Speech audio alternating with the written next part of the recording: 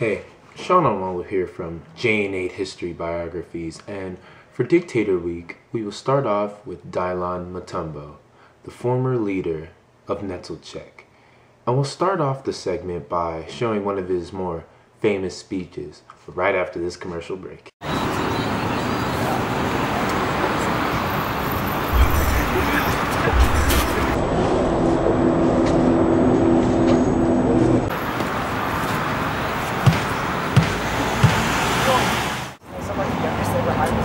Hey, get a home. There's a guy in there working right now.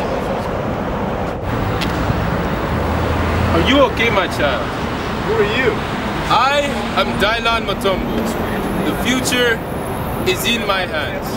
In the future of Netzelchek, there is no poverty. There is only happiness. And the happiness will come from me, Dilon Mutombo.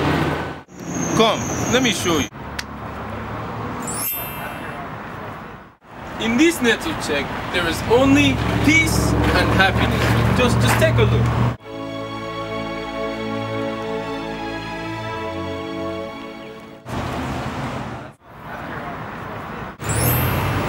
Who are you? Are you God? No, I'm better. I am Dilon Mutombo.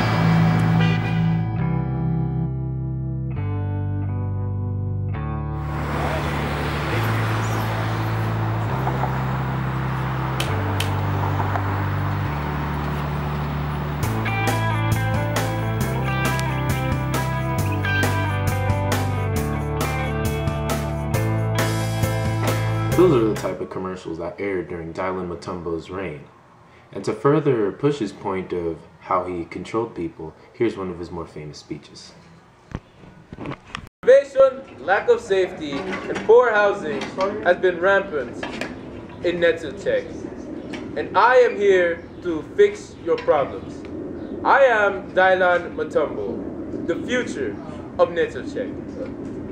Here today, I come to you to tell you why I am the best fit for your country.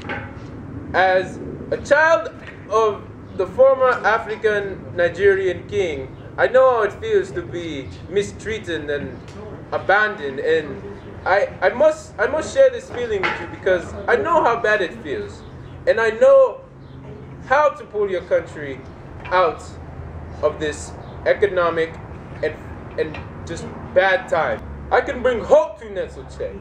I can instill nationalism into our people. I will restore Netzelchek to its former glory. And remember, progress is perfection.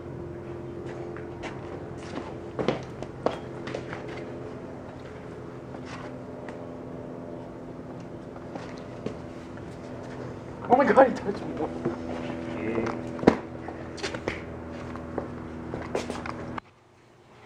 To cap off this video segment of Dictator Dilon Mutombo, we have an interview with his younger cousin, Charles Mutombo, live from his house in Nigeria. How you doing, Charles?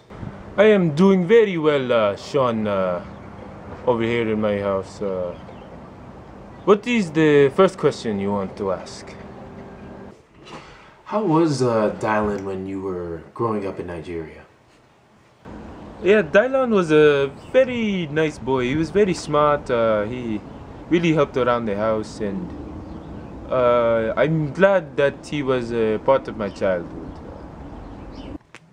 Was his dad as cruel as people and Dilon said he was? His father was a very, very cruel man. He was very disciplinary in his actions towards lawbreakers and peasants. I think it really affected Dilon in the way that he figured out that he can get things done by using violence, and that violence is a solution as a leader or a king.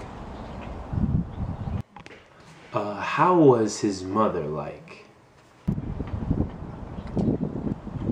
His mother was a very nice woman. It's ironic how such a nice lady and such an evil man get together and rule a nation and love each other. So I mean, Dilon's mother, my aunt, was a very, very kind woman. On a personal level, how are you guys' relationship? Me and Dilon, we were very good friends. Considering that his brothers never really liked him because he was so small, he was so weak that his brothers never really took to befriending him more than just a brother should. So, did he tell you why he emigrated to the USA and then later Netzelcheck? I was there when the night he decided to emigrate. He said, watch over things in his place, tell his mother that he really loved her, and I tried to tell him to stay, but I think it was a lot. He was so set on leaving the country that nothing can stop him. Nothing could. How did you guys keep in touch? Actually, the first few years that he left, I didn't even talk to him. I kind of forgot who he was, and then someone brought me over a newspaper, and I saw his face as this up-and-coming leader in a political movement in Netzelcheck. So that's the first thing I ever heard of his politics, and then I decided to get back in touch with my old friend. Yeah. As you know, Netzelcheck was in civil war by the time he came. Did he tell you any plans about how to change that?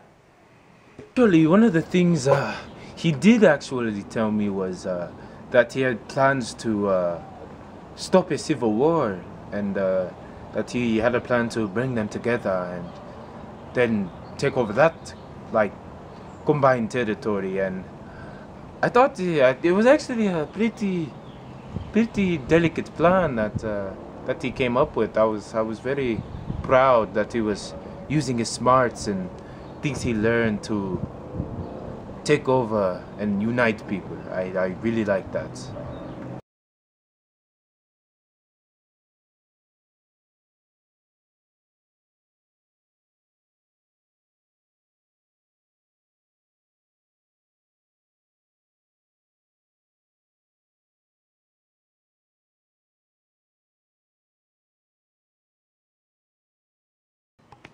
Why do you think people listened to him?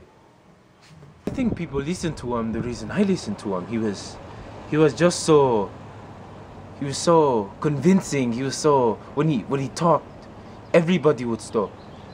He would say words and everyone would stop and listen. It's just, he brought people in the way he talked. It was just very convincing. Everyone wanted to hear what he had to say most of the time. That's why I listen to him. That's why people listen to him. And yeah, I think that as a ruler of a nation, it is a very good skill to have. I think so. What did you think of his policies? An interesting thing about his policy was a major one called the Neighborhood Watch, that every morning, afternoon, and evening, people would go and record how many people were in the house, how much money they made that day, if they need any food, any protection, anything that they needed. They went and talked to the Neighborhood Watch. And after a while, I think people really got scared of the Neighborhood Watch and their capabilities. And I don't know, that's probably one of the things that made me leave his country pretty early, that after a while on the Neighborhood Watch, I didn't feel safe. I don't think anyone did. Did you visit the country when he was in power? Actually, a few years after the Civil War, I came and I visited when it was safe, and it was very nice. It certainly wasn't. It didn't look like a country that just went through a civil war. I mean, the streets were clean. The people were listening. The people, there was no crime. I mean, it was actually a very nice improvement for country that just came out of civil war. Yes, it was a. He did a good job. He did a good job.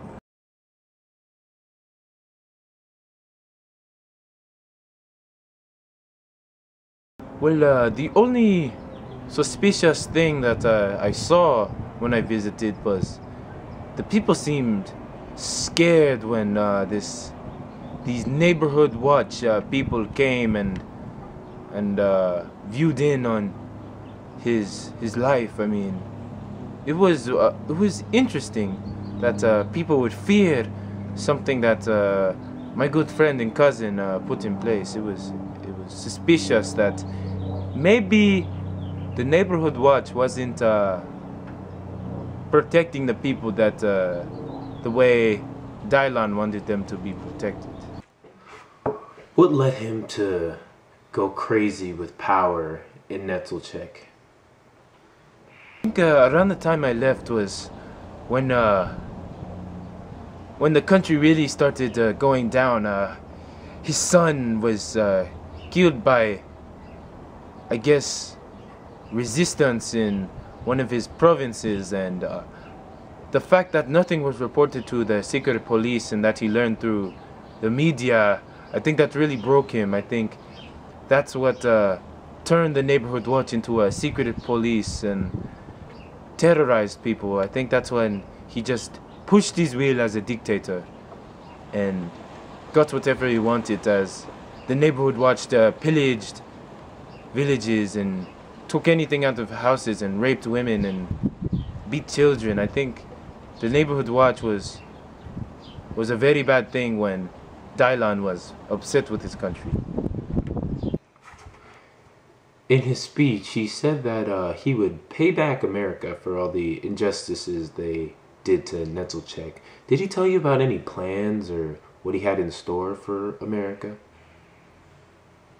When I heard the part in his speech about destroying America, I asked him about it, and he never really told me anything about his plans to attack America. I don't think he ever had any plans. I don't think he actually really disliked America. I just think he needed a scapegoat for his people to believe in him. Did you try to help him when things are going bad in the country? Did you ask him to please come back? Did you try to help him in any way? More resistance groups sprung up against the neighborhood watch. I realized that he was losing power, and that his grasp of the people is getting weaker, and that I tried to convince him to come back to Nigeria, that he'll have a nice place there, but no, he insisted that he can fix things, that people will get over it. They never really did. Was he paranoid of his death or anything of the sort? I don't think paranoid is a good word to describe it. I think ignorant of his people's displeasure is a better word than being paranoid. He wasn't paranoid. On March 14th, Dilon Mutombo was assassinated by a resistance group in his summer home in Netzelchek. Here's the video. And the new policies.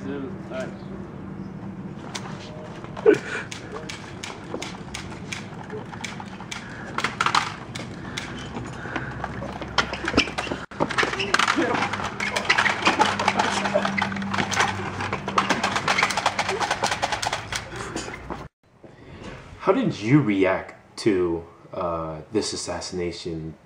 How'd your family react to the assassination? I did see his assassination video, and that it was very saddening, and no one in my family really cared. Well, Charles, thanks for being on air with us, and once again, we're sorry for your loss, and I hope you have a nice day. See you later. Dilon Mutombo, a dictator that rivaled the greatest of all time. He was considered by colleagues and people an economic genius, a people person, and sly and convincing.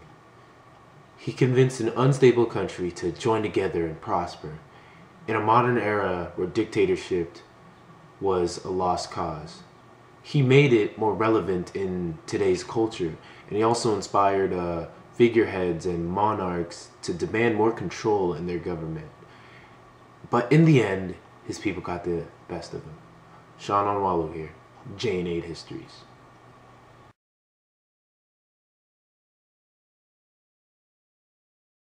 New policies and they're like new policies and just